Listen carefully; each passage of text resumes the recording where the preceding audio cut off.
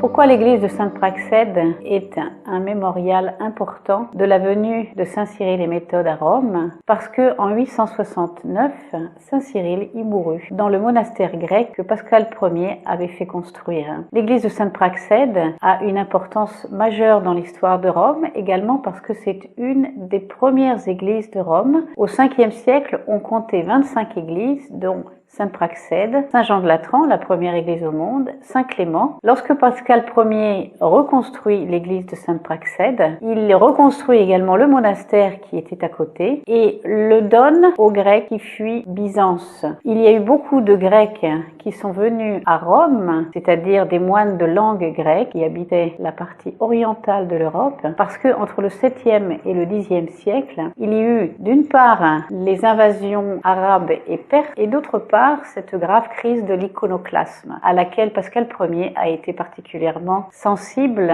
et il a même envoyé Méthode avec une missive de sa part pour demander à l'empereur Michel II de Byzance de faire quelque chose et d'arrêter l'iconoclasme, mais en vain. Alors, ce qui est important également dans la vie de Saint Cyril et Méthode, ça a été que le pape Adrien II, en 867, les envoie tous les deux à la recherche des reliques du pape Saint Clément et ils les apportèrent à Rome. Quelle est cette importance de Saint Clément? Pourquoi le pape demande-t-il que l'on porte les reliques à Rome alors que son pouvoir désormais s'était stabilisé?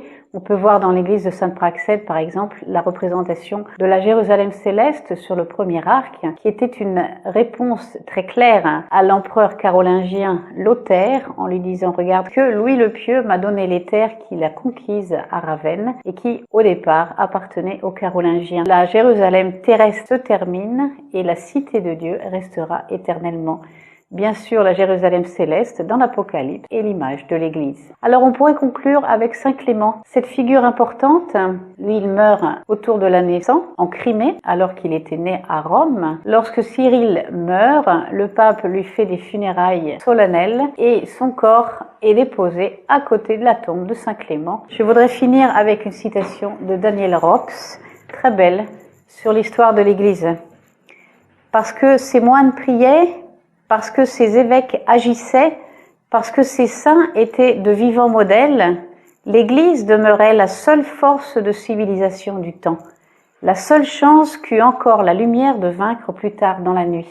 Voici un très beau résumé de l'histoire de l'Église et une très belle illustration de la culture et la grandeur des saints Cyril et Méthode.